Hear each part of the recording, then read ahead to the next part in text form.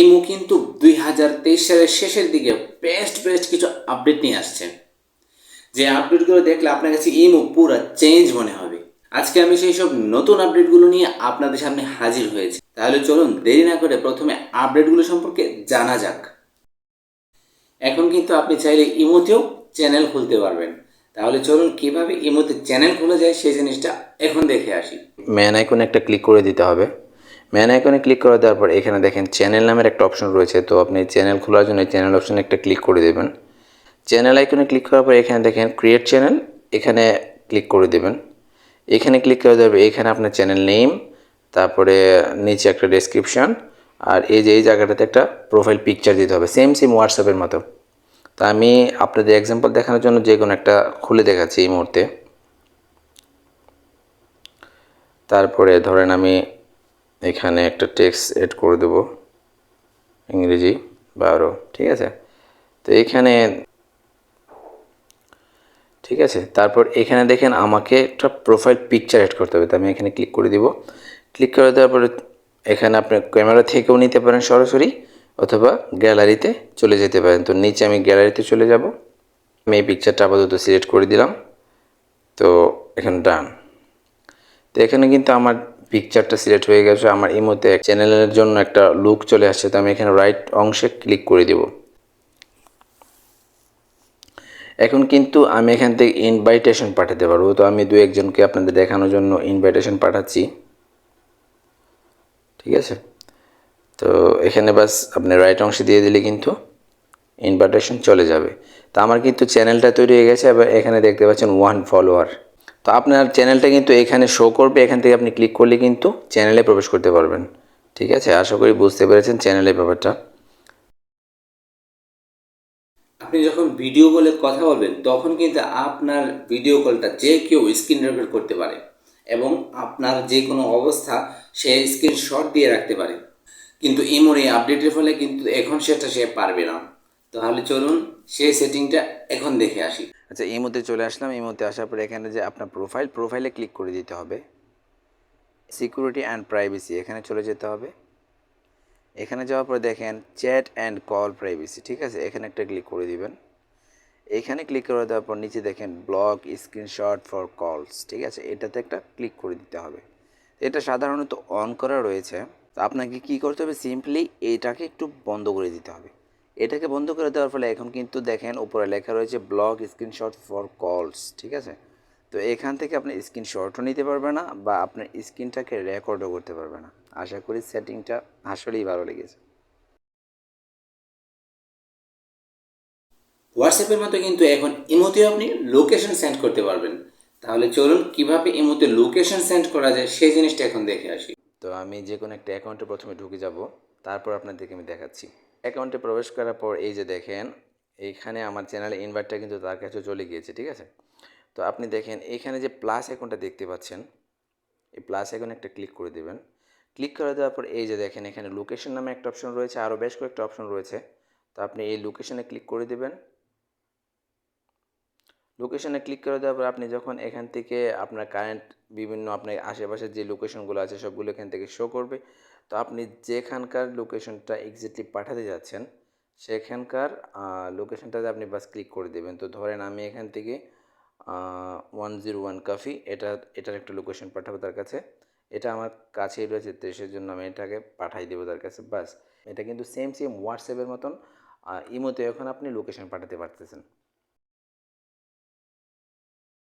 আপনি কিন্তু এখন ইমোর যে ইউআরএল কোডটা সেটা কিন্তু আপনি এখন কপি করতে পারবেন, এবং কপি করার ফলে আপনার কী হবে, যখন আপনি কারোর সাথে কথা বলতে চাচ্ছেন কিন্তু তাকে আপনি আপনার নাম্বারটা দিতে চাচ্ছেন না, তখন কিন্তু আপনি ইউআরএল কোডটা কপি করে তার কাছে সেন্ড করে দিলে তার কাছে যদি ইমো না থাকে সে হোয়াটসঅ্যাপ থেকেও আপনি সরাসরি তাকে গ্লোবাল ওয়েবের মাধ্যমে কল করতে পারবেন। তাহলে সেই প্রসেসটা দেখে আসি। ইমোতে এসে আপনাকে এই যে উপরে ম্যান আইকনটা দেখতে পাচ্ছেন, এখানে একটা ক্লিক করে দিবেন। এখানে ক্লিক করে দেওয়ার পরে এখানে নিচে দেখেন গ্লোবাল ওয়েব কল, এখানে ক্লিক করে দিবেন। এখানে ক্লিক করে দেওয়ার পর নিচে দেখেন একটা অপশন দেখাচ্ছে, এই অপশনটাতে বাস একটা ক্লিক করে দিবেন। ক্লিক করে দেওয়ার সাথে সাথে কিন্তু আপনার ইউআরএলটা কপি হয়ে যাবে, ঠিক আছে। তখন কিন্তু আপনি হোয়াটসঅ্যাপে বলেন, মেসেঞ্জারে বলেন, বা ইমোর যে কোনো পারপাসে যখন তার কাছে এই কপিটা পাঠিয়ে দিবেন, তখন কিন্তু সে আপনাকে ইমো ছাড়াও কল করতে পারবে।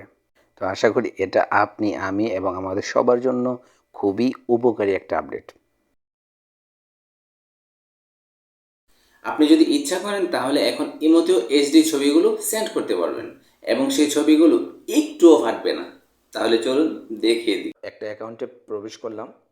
প্রবেশ করার পর এখানে দেখেন ইমেজের যে অপশনটা রয়েছে, এখানে একটা ক্লিক করে দেব। তো আমি এই পিকচারটা সিলেক্ট করে দিলাম। তারপর এখানে দেখেন অরিজিনাল ইমেজ, তো এখানে বাস ওকে করে দিবেন। তারপরে এখানে আপনি বাস সেন্ড করে দিবেন, ঠিক আছে। এখন আমি এটাকে বাস সেন্ড করে দেবো। এখান থেকে দেখেন অনেকগুলো অপশন আছে, আপনি এখান থেকে ফিল্টার করে নিতে পারেন। তারপরে এখানে লোকেশন সেন্ড করে দিতে পারেন, তারপরে এখানে টেক্সট দিতে পারেন, স্টিকার সেট করতে পারেন, ঠিক আছে। এগুলো কিন্তু আপনি অনায়াসই করে নিতে পারেন। তো এটা কিন্তু একটা এইচডি পিকচার, ঠিক আছে।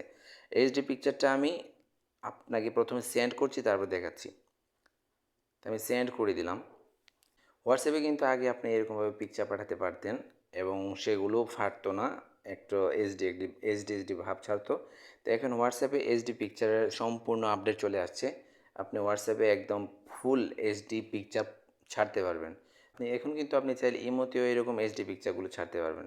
এই যে দেখেন সম্পূর্ণ এইচডি, এটা কিন্তু সম্পূর্ণ এইচডি রয়েছে, একটুও ফাটবে না। আগে কিন্তু আপনি এই মুহূর্তে জানেন, এই মুহূর্তে পিকচার ছাড়লে কিন্তু এই পিকচারটা ফেটে যেত। তো এখন কিন্তু আপনি যতই বড় করেন পিকচারটা একটুও ফাটবে না, একটুও না। এই যে দেখেন যত বড় করছি। তো এটা কিন্তু একটা বেস্ট আপডেট ইমোর জন্য। আপনার এখন পিকচারের জন্য হোয়াটসঅ্যাপ খুঁজতে হবে না বা অন্যান্য কোনো মাধ্যম খুঁজতে হবে না। আপনি যদি চান ইমোতে আপনি যে কোনো ভাষায় চ্যাট করতে পারবেন। যেমন আপনি মনে করেন ইংরেজিতে কথা বলেন অথবা আপনি হিন্দি ভাষায় কথা বলেন, কিন্তু আপনি চাইলে সেটাকে কনভার্ট করে যে কোনো ভাষায় ট্রান্সলেট করে সামনের যে ব্যক্তি আছে তার কাছে আপনি সেন্ড করতে পারেন। তাহলে চলুন সেই প্রসেসটা এখন দেখিয়ে দেব। আবার আপনি অ্যাকাউন্টে চলে যাবেন। অ্যাকাউন্টে যাওয়ার পরে এখানে দেখেন প্লাস আইকন, এখানে ক্লিক করে দেবেন। এখানে ক্লিক করে দেবে, এখানে ট্রান্সলেট অপশানটাতে একটা ক্লিক করে দেবেন। এটাতে ক্লিক করে দেওয়ার পরে আপনি এখান থেকে অনেকগুলো ল্যাঙ্গুয়েজ পেয়ে যাবেন, ঠিক আছে। আপনি যেইটা সিলেক্ট করে দিবেন, আপনি বাংলাতে লিখবেন, আপনার ভাষায় আপনি লিখবেন, তখন কিন্তু আপনি বাস এখান থেকে ট্রান্সলেটটা করে দিলে সেই ভাষাটা হয়ে যাবে। চ্যাটিংয়ের জন্য এটা কিন্তু খুবই পারফেক্ট। তো ধরেন আমি এখানে ইংলিশটা সিলেক্ট করে দিলাম, ইংলিশটা দেওয়া আছে, তো ইংলিশটা সিলেক্ট করে দিলাম। ইংলিশটা সিলেক্ট করে দেওয়ার পরে এখানে ধরেন আমি লিখব বাংলাতে, ঠিক আছে। তো আমি এটাকে বাংলা করে নেব, বাংলাতে লিখব